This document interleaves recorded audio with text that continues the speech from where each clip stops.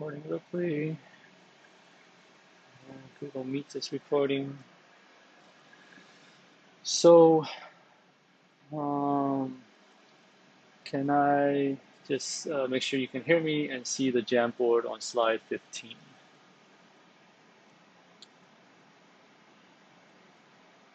Okay, thanks. Um, okay.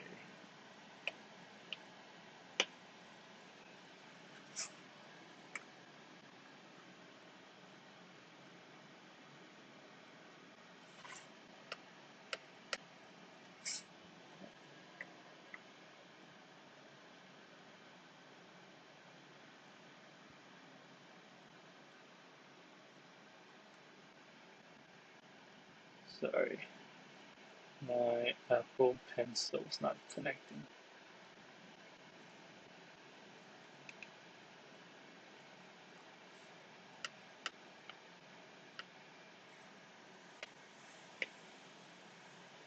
Okay, so we built Django.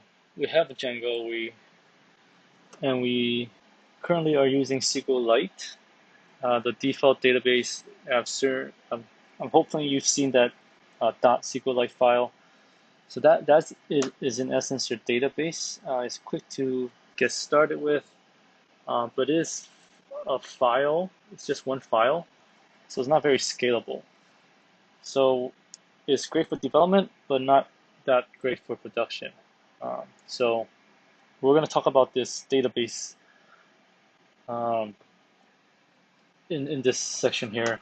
And what's great about having um, Django or some sort of framework is that they kind of abstract away your database. Like you can use SQLite, you can use Postgres, you can use MySQL, but your model stays the same.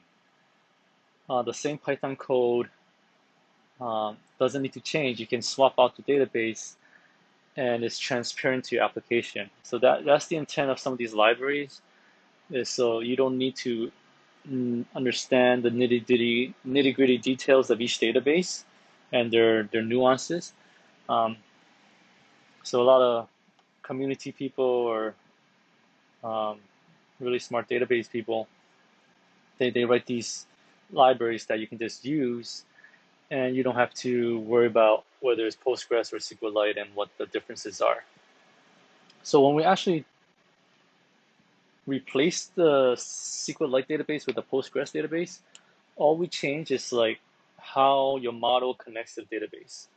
The rest of your model code stays the same. So that's really nice. Like for me, just as an example, I built some vanilla app thinking we're going to use Postgres, and then I find out that our hosting provider only you can use Postgres, but they offer this other service which they kind of manage more stuff for you, and it only allows like MS SQL or Oracle database. And then all I needed to do was switch out the library, and the rest of my code stayed the same. So, real life example there. Not quite a production app, but uh, you know, it's something. Okay, so that's what we're gonna focus on, and okay, so we'll talk about this a little bit. All right, so I'm gonna give you the landscape of the database, the available databases, and some terms you might come across. That's it. Okay. So what we have, most web apps what we typically use is a SQL or relational database. So all that really means is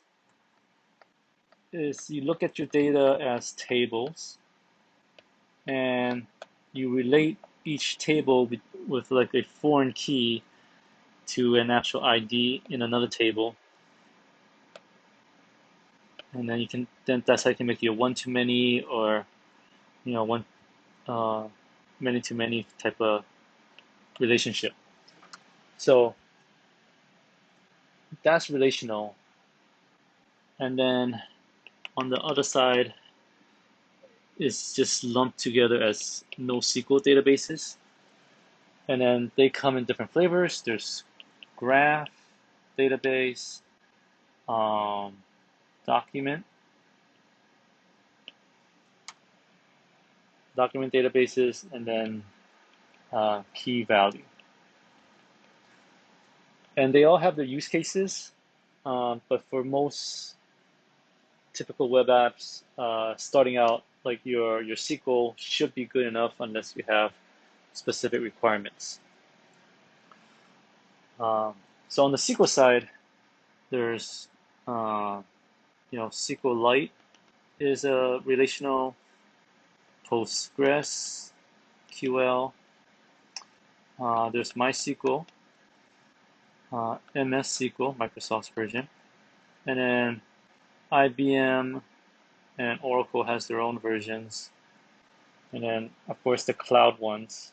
And I think Moriah got forked MySQL got forked to MariaDB after I forgot I think it was Oracle that bought MySQL, and we chose Postgres mainly because it's open source. Heroku uses it. Lots of other. It's very popular. So that's kind of why I chose it. It's free, and there's a lot of those models libraries. A lot of them support Postgres, so it's relatively safe and supported. So that's why we're choosing it. Okay, and then on the other side, just background information. A popular graph database would be Neo4j. So for graph, if you think of Facebook, each user has relationships to other users.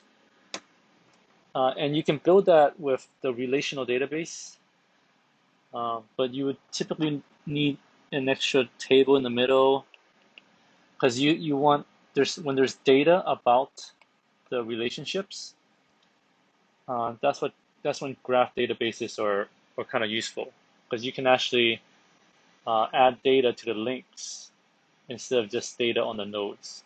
The nodes would be in each table, and then if you wanted to have more information about the links, you would need a join table. So if you want to view your data as graphs, then graphs database is there. Graphs or trees. Tree is just a special case of graph. Okay. Document. So like JSON, MongoDB.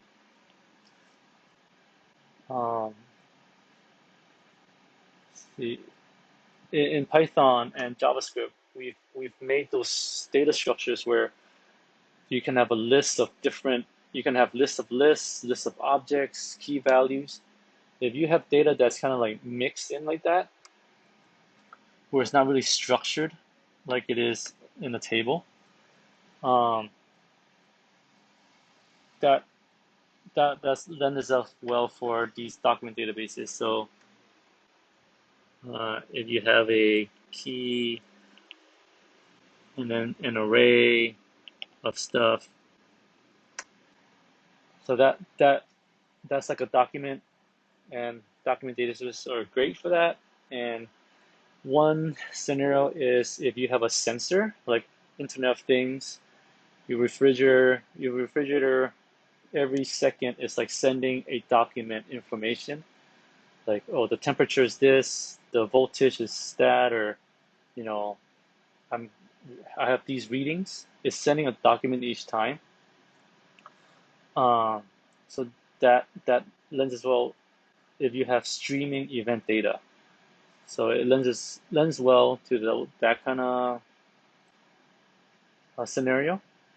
Of course, if it's the same refrigerator, you could you could break that document into a table, um, but it does give you the flexibility. You can store it raw and then maybe pull out the key columns later. And also, on the flip side, Postgres, they allow you to have a column attribute that's like a JSON. So you could do it that way. So there's multiple ways of slicing the cat or skinning the cat, and but these are some options. And then lastly, the key value. This is like the memcache Redis type, and it's really like just the key and the value. Kind of, you don't have, well, they probably have plugins to support lists and dictionaries, but at the bare minimum is key value. And the scenario that's great for this type is when you're doing caching. If you want to cache something that's simple, it's not a kind of like involved data. You just want to cache a value, reuse that value, and then have things update when that value change. So that's great for caching. Okay, so that's kind of the lay of the land. Um, we're gonna dive in on Postgres. It's well supported. Django supports it. Heroku supports it. So we're just gonna use that. But there's tons of databases out there, and even your file system could be a database, right? You can store data there, but it's not scalable, and you can have read-write conflicts. So databases kind of help you with that. And then lastly, because we're in containers, we don't want to store anything as a file within the same container. So that's why we want to have a separate container to store our data on. So then it can persist whenever we bring down our container and start back up. Okay, questions, comments, concerns? So I'll stop here and start the next video and also fix the mic. All right.